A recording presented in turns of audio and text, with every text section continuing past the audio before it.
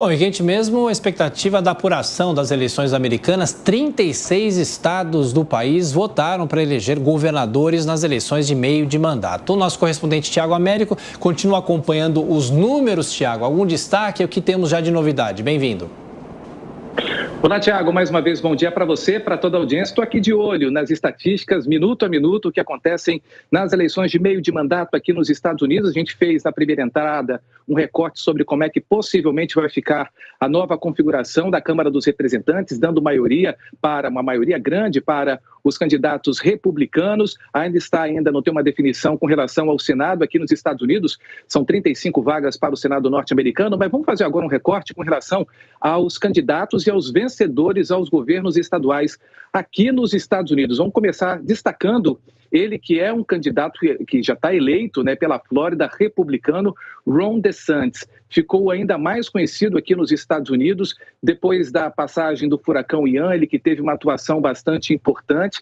Republicano, já vem sendo considerado dentro do Partido Republicano uma estrela em ascensão e possivelmente deve ser um adversário, deve rivalizar dentro do partido contra o ex-presidente norte-americano Donald Trump, que prometeu durante essa semana que daria uma entrevista coletiva falando se ele viria candidato ou não à presidência dos Estados Unidos para as eleições de 2024. Muita gente acredita que vai ser uma disputa interna considerável dentro do Partido Republicano para saber quem pode ser candidato pelo partido nos próximos meses, para os próximos anos.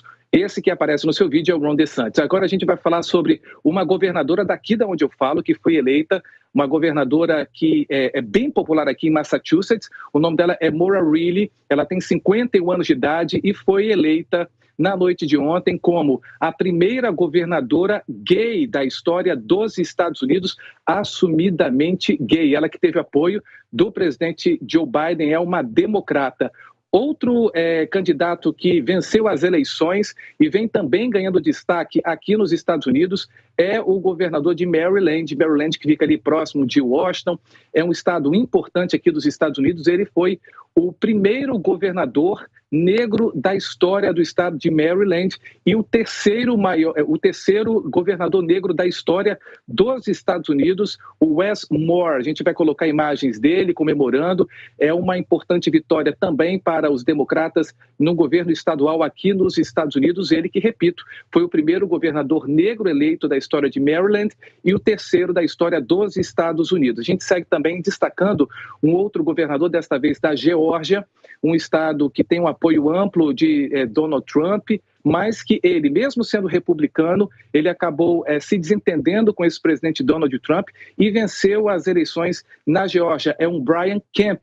Brian Kemp teve um desentendimento com o ex-presidente durante o resultado das eleições. Ele se negou a questionar o resultado das eleições e acabou tendo a ira e a não admiração do ex-presidente Donald Trump. Esse que vocês estão vendo aí é o primeiro governador negro eleito de Maryland, Wes Moore, e é o terceiro governador negro da história dos Estados Unidos. Agora sim, Brian Kemp, que foi eleito governador pelo estado da Geórgia. Ele se destacou por frear a tentativa de Trump de alegar fraude nas urnas eletrônicas. E agora você novamente vê Ron DeSantis, que tem uma popularidade muito grande no estado conservador da Flórida, aqui nos Estados Unidos. Thiago.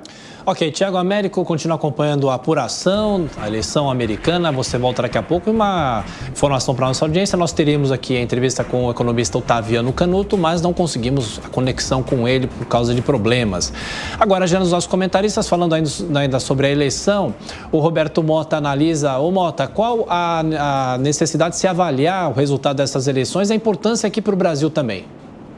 Essas eleições são muito importantes porque elas podem sinalizar uma mudança significativa de rumo da política americana, inclusive da política externa. Como a gente pode observar pelas notícias, existe lá uma grande batalha, uma batalha acirrada entre democratas e republicanos.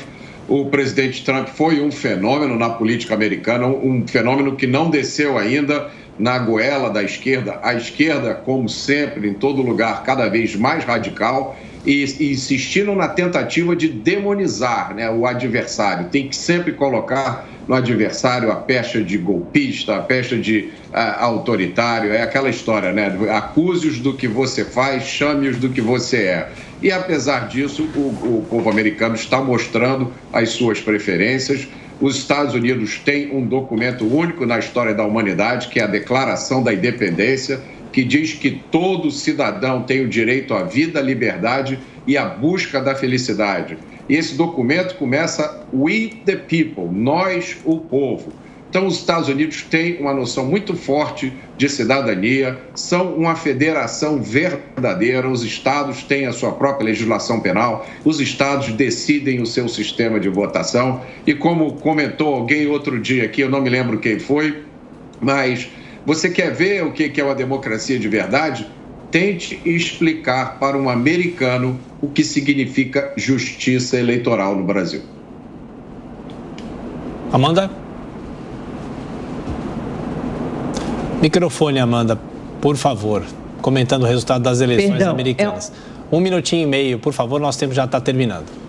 Vamos lá, Tiago, é uma corrida apertada no Congresso americano, mas certamente não foi a onda vermelha, a vitória robusta que os republicanos esperavam, que varreria o mapa dos Estados Unidos. Por enquanto, não há uma definição ainda de quem controlará o Senado. A expectativa dos republicanos é que eles pudessem tomar as duas casas das mãos dos democratas, e isso é muito comum em eleições de meio de mandato. Desde a década de 90, nas eleições de meio de mandato, normalmente o presidente perde a maioria em uma das casas e, às vezes, até nas duas casas do Congresso. Portanto, os 2 anos finais de mandato de um presidente americano normalmente, tradicionalmente, têm sido muito mais duros porque ele não conta com a maioria nas casas do Congresso. Mas o que vemos até agora do mapa eleitoral americano é de uma disputa apertadíssima pelo controle do Senado, 48 republicanos, 48 cadeiras sob domínio republicano e 48 cadeiras sob domínio democrata. Pode ser que essa resposta venha só em dezembro, porque a disputa na Geórgia caminha para um segundo turno. Nenhum dos candidatos alcançou, por enquanto, 50% mais um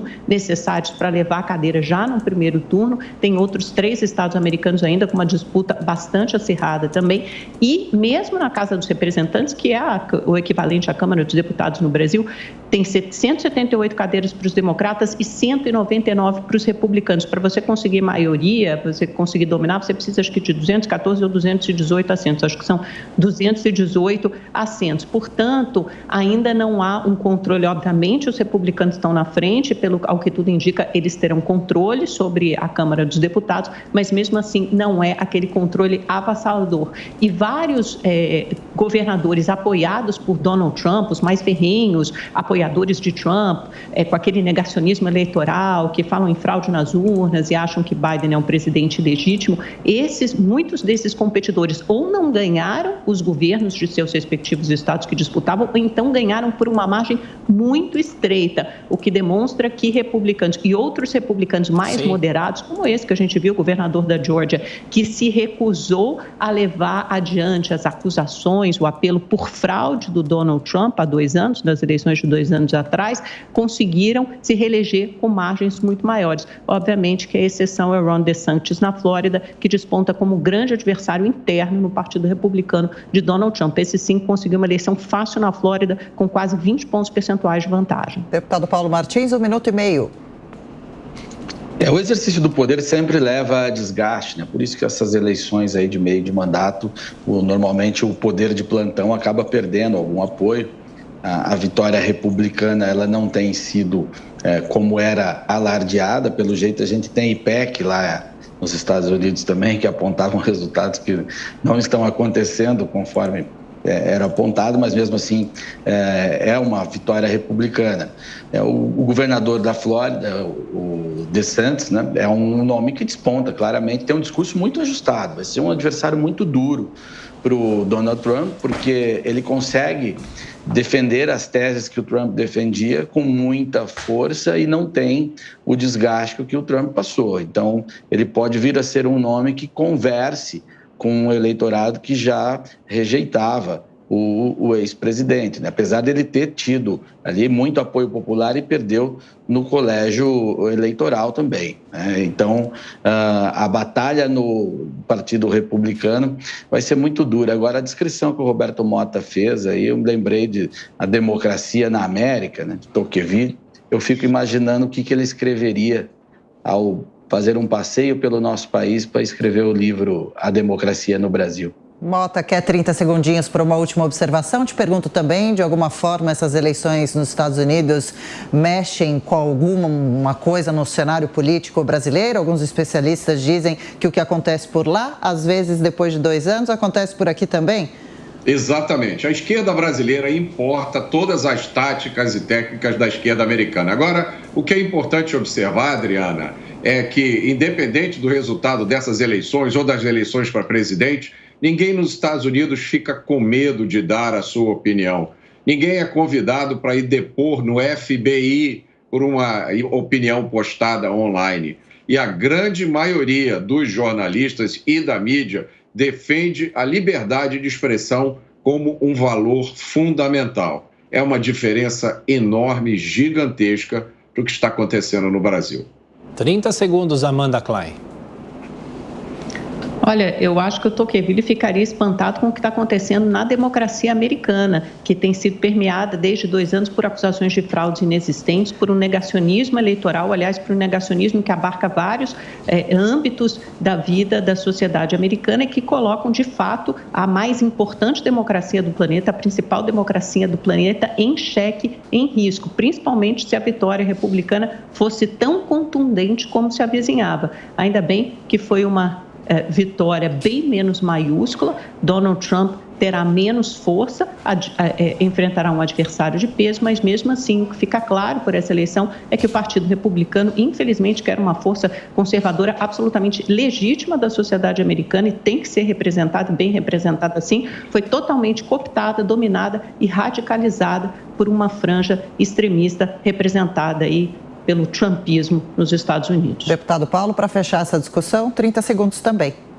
Ele ficaria bastante espantado, sim, com o que acontece na democracia na América, sobretudo com votos pelo correio, com regras modificadas de última hora e com fraudes explícitas, e isso mesmo contando com o apoio de grande parte da mídia. Isso assustaria muito o Tocqueville.